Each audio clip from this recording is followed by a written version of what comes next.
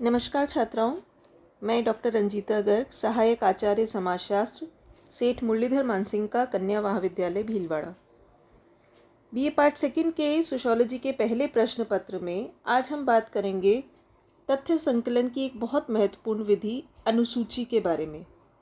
अनुसूची, जिसे हम अंग्रेजी में शेड्यूल कहते हैं, सामाजिक अनुसंधान में और सर्वेक्षण में तथ्य संकलन की एक बहुत महत्वपूर्ण विधि है।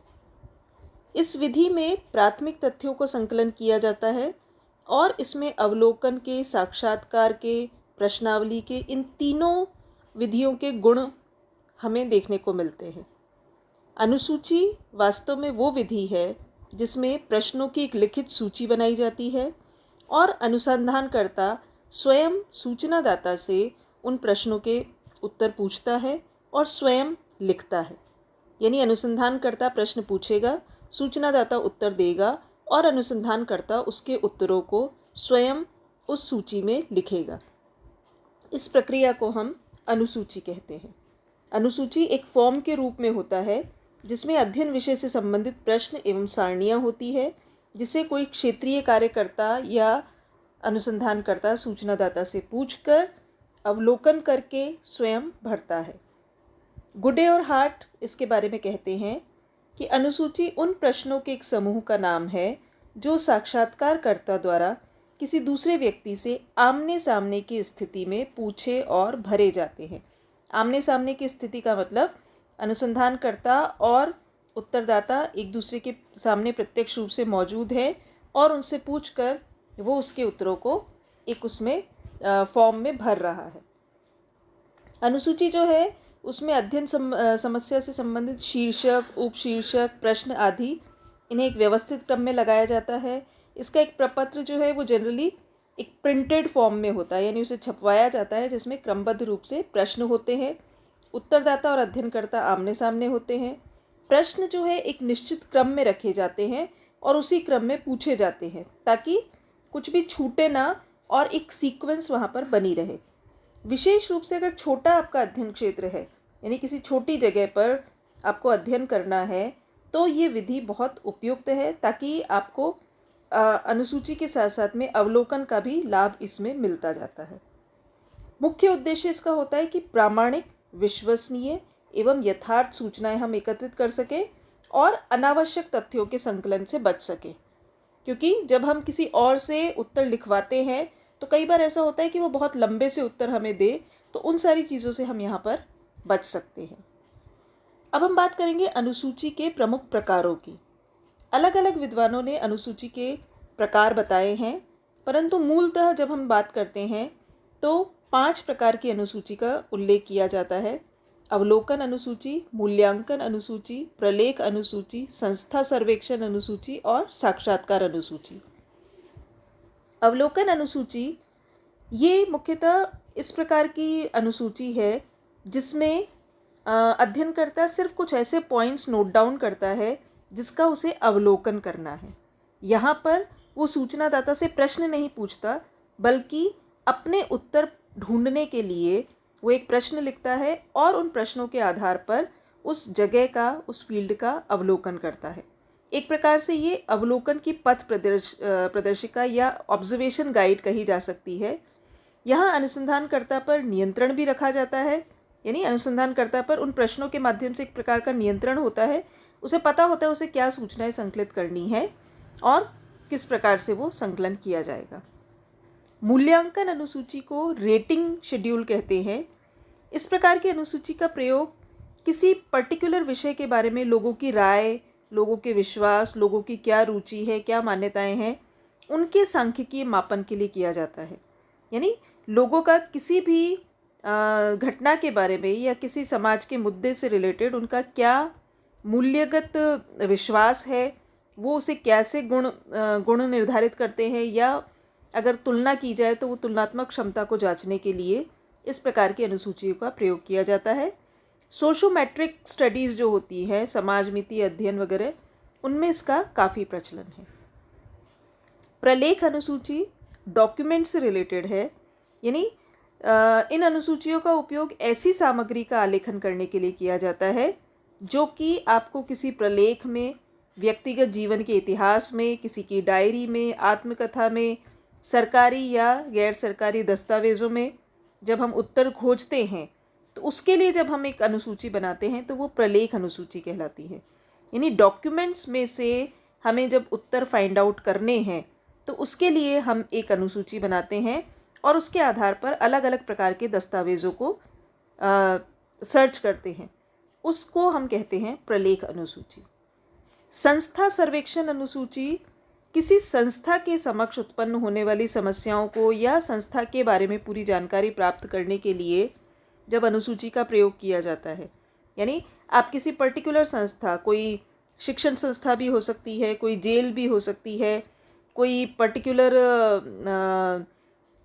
NGO भी हो सकता है, यानी नॉन गवर्नमेंटल ऑर्गेनाइजेशन है, उनके बारे में पूरी जानकारी प्राप्त करने के लिए, उनके कार्यकलाप, उनके कार्य करने की विधियाँ, उनकी आंतरिक बाहरिक समस्याएं, किसी इंडस्ट्री के बारे में, वहाँ के वर्कर का सेटिस्फेक्शन कैसा है, वहाँ का प्रोडक्टिविटी कैसा है, इन सारी चीज़ों को जानने के लिए संस्था सर्वेक्षण अनुसूची बनाई जाती है, जिसमें संस्था से संबंधित अलग अलग मुद्दों पर प्रश्न बनाए जाते हैं। साक्षात्कार अनुसूची, ये जाहिर सी बात है साक्षात्कार लेने के लिए कुछ पॉइंट्स जब अनुसंधानकर्ता ढूंढ के रखता है प्रत्यक्ष रूप से साक्षात्कार के लिए, तो उसे हम साक्षात्कार अनुसूची कहते हैं। इसमें अनुसंधानकर्ता सूचनादाता से प्रश्न पूछता है एक क्रमबद्ध रूप से और उसके आधार पर उसको भरता है। अनुसूची निर्माण जो है, इसमें हमें इस चीज़ का ध्यान रखना होता है कि हम अध्ययन विषय से संबंधित किन किन पक्षों का अध्ययन करना चाहते हैं, उससे रिलेटेड हम कंप्लीट तैयारी करके रखें। उसे आपकी जो भाषा है, आपके वाक्यों की संरचना, वो सब बिल्कुल परफेक्ट होनी चाहिए। प्रश्न एक व्यवस्थित क्रम में होने चाहिए, सिलसिलेवार होने चाहिए, यानी एक कंटिन्यूटी होनी चाहिए। जब हम किसी से प्रश्न पूछ रहे हैं तो अगर आप उससे उसकी व्यक्तिगत जानकारी पूछ रहे हैं तो आप पहले पूरी व्यक्तिगत जानकारी पूछकर फिर आप अपने मुद्दे से रिलेटेड बात पूछेंगे। उनमें उलट पुलट नहीं होना चाहिए। तो एक अच्छी अनुसूची अगर हम बनाना चाहते हैं तो उसके अनुसूची के भौतिक पक्ष पर और अनुसूची की अंतर्वस्तु पर, इन दोनों पर ध्यान देना अति आवश्यक है। अनुसूची का भौतिक पक्ष यानी उसकी बाहरी बनावट, किस तरीके का पेपर होना चाहिए, कितना स्पेस होना चाहिए, इन सारी चीज़ों का यहाँ पर गौर किया जाता है। ये माना जाता है कि एक अनुसूची का आकार 8 बाय 11 इंच से बड़ा नहीं होना चाहिए। उसका जो कागज़ जो प्रयोग किया जा रहा है वो बिल्कुल साफ़ और चिकना होना चाहिए। अगर रंगीन हो तो और भी अच्छी बात है। सूचनाएं लिखने के लिए पर्याप्त स्थान होना चाहिए। अदरवाइज़ अनुसंधानकर्ता क्योंकि प्रश्न पूछ भी रहा है और उत्तर नोट डाउन भी कर रहा है, और उसमें अगर उसे पूरा स्पेस नहीं मिलेगा और वो शॉर्ट में कुछ लिखेगा तो हो सकता है बाद में उन चीज़ों को भूल जाए। कागज़ में एक तरफ ही लिखने का प्रावधान होना चाहिए, यानी दोनों साइड में अगर आप लिखते हैं तो कई बार वो इंक की प्रॉब्लम हो जाती है या कुछ सूचनाएं ठीक से नहीं लिखी जा सकती। कॉलम, शीर्षक, उपशीर्षक, इन सबको बिल्कुल व्यवस्थित किया जाना चाहिए और बहुत ज़्यादा क्वेश्चन या पद इसमें नहीं होने चाहिए। तो ये अनुसूची का भौतिक पक्ष है जिसका एक अनुसंधानकर्ता को ध्यान रखना होता है। अंतर्वस्तु जो है यानी उसके अंदर का जो कंटेंट है, उसमें दो चीज़ें बहुत इंपॉर्टेंट है कि पहले आप उत्तरदाता के बारे में प्रारंभिक जानकारी लेंगे। उत्तरदाता का नाम, पता, आयु, लिंग, उसकी शिक्षा का स्तर, उसका जाति, धर्म, आय, इन सारी चीज़ों से रिलेटेड जानकारी ली जाती है। और फिर दूसरे भाग में समस्या से संबंधित प्रश्न एवं सारणियाँ होती है, यानी जिस विषय पर आप अध्ययन करने गए हैं उससे संबंधित प्रश्न एवं सारणियों का उसमें उल्लेख होगा। यहाँ एक चीज़ और हमें ध्यान रखनी होती है कि प्रश्न जो है वो कई प्रकार के होते हैं। जब भी कोई अध्ययन किया जाता है तो उसमें कई प्रकार के प्रश्नों का समावेश हो सकता है। कुछ प्रश्न अध्ययन की दृष्टि से उचित होते हैं और कुछ जो है वो निरर्थक होते हैं या गलत भी होते हैं। अभी हम पहले प्रश्नों के प्रकार को डिस्कस करेंगे। अनिर्दिष्ट प्रश्न का मतलब होता है ओपन एंडेड क्वेश्चन।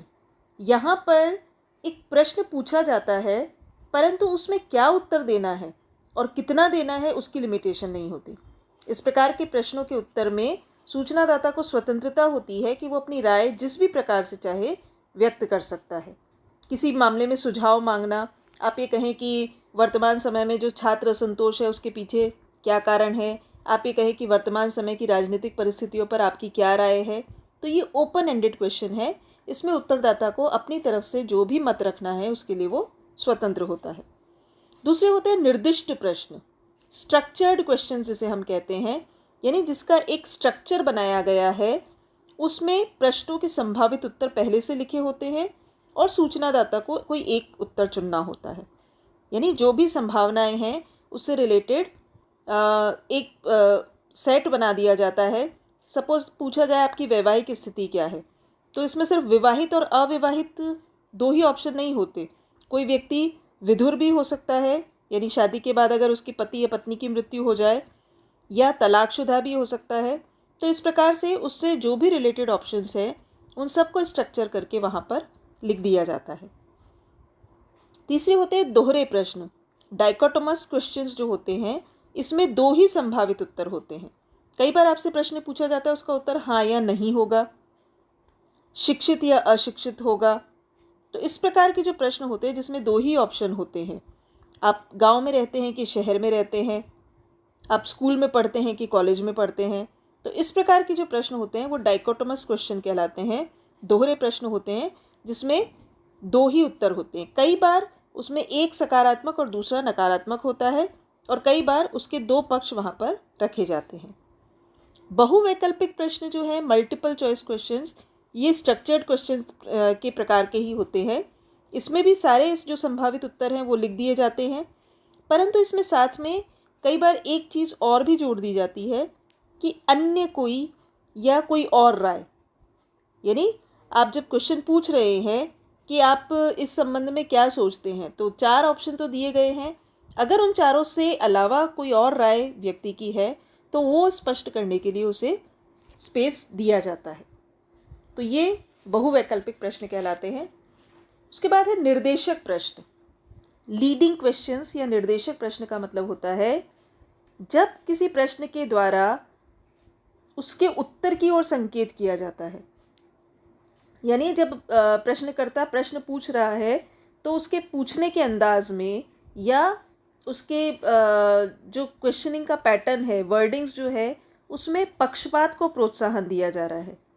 यानी आप जब क्वेश्चन इस तरीके से पूछे, क्या आप नहीं मानते कि पुरुष हमेशा महिलाओं पर अत्याचार करते हैं, तो ये एक निर्देशक प्रश्न है, लीडिंग क्वेश्चन है, जो कि उत्तरदाता को उसी दिशा में सोचने के लिए बाध्य करता है, उसी प्रकार के उत्तर देने के लिए बाध्य करता है। फिर है बहुअर्थक प्रश्न या एम्बिग्युअस क्वेश्चंस। इस प्रकार के प्रश्नों की भाषा ऐसी होती है कि उनके एक से अधिक अर्थ निकलते हैं।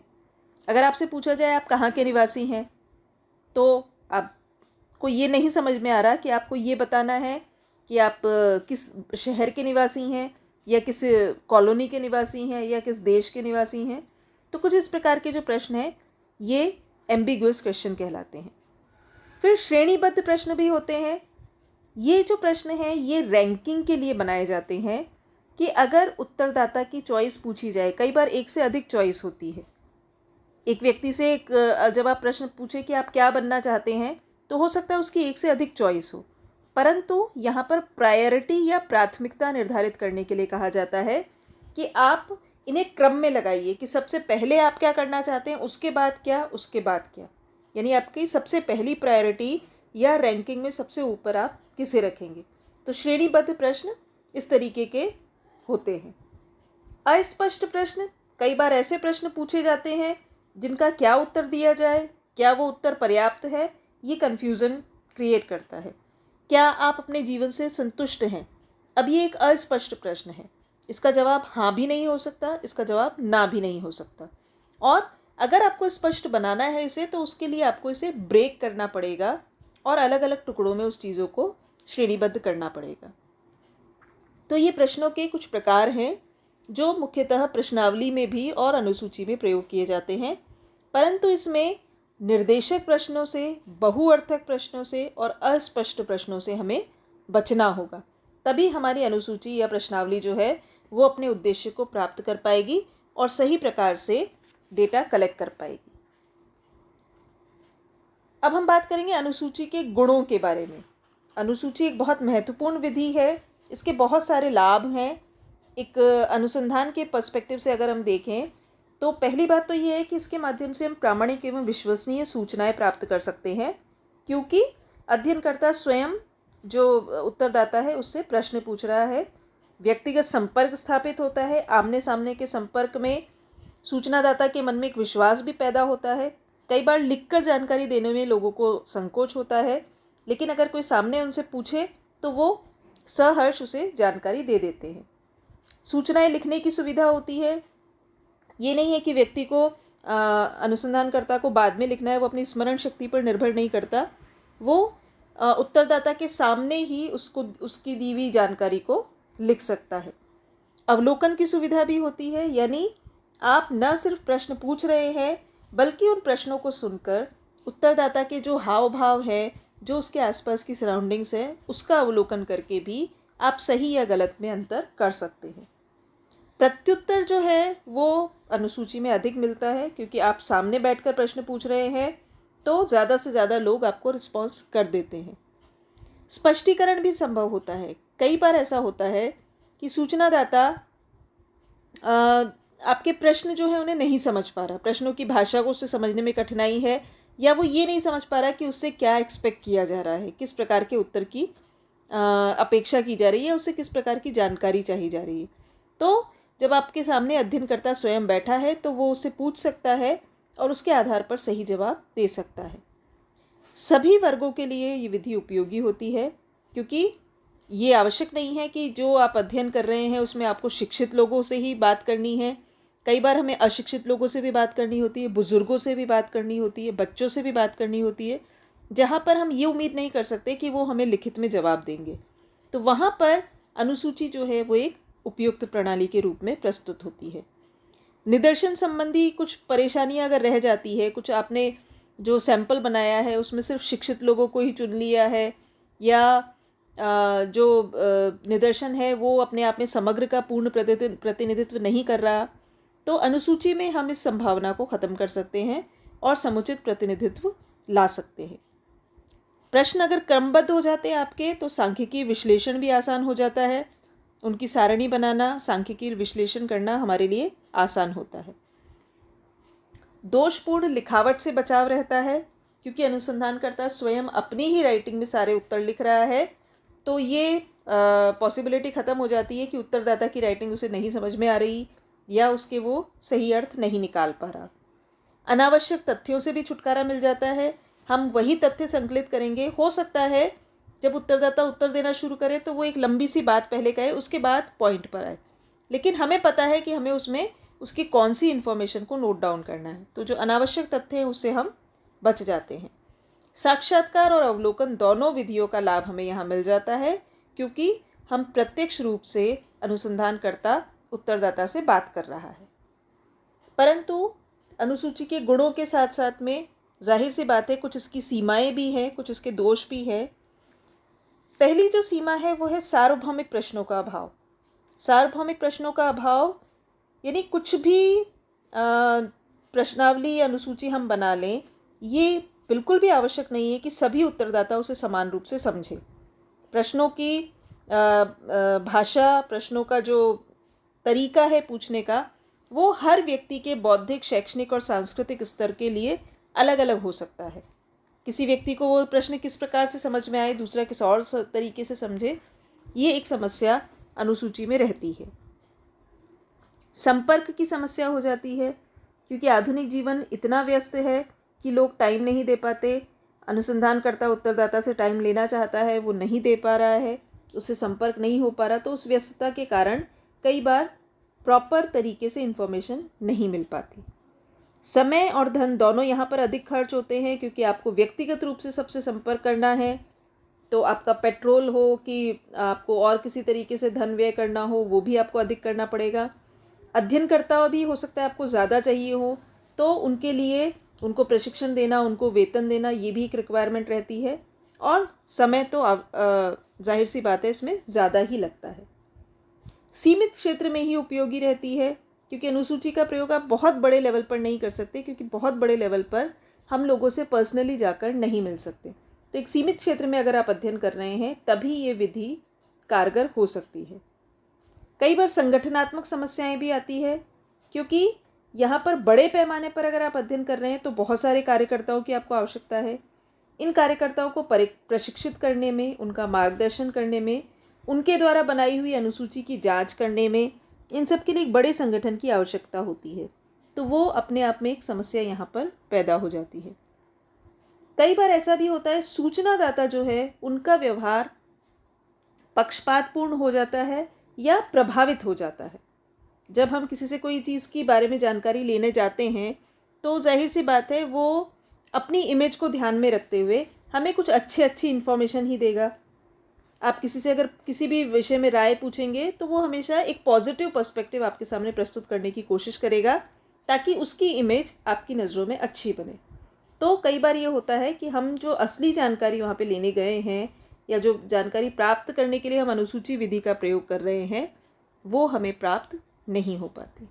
परंतु फिर भी अनुसूची जो है वो सामाजिक अनुसंधान और सर्वेक्षण के क्षेत्र में एक बहुत महत्वपूर्ण विधि है, जिसमें हम हर प्रकार के लोगों से बात कर सकते हैं, उनसे संबंधित जो भी इश्यूज़ हैं उसको समझ सकते हैं और जो भी सामाजिक समस्याएं हैं उसके समाधान के लिए रास्ते भी बता सकते हैं।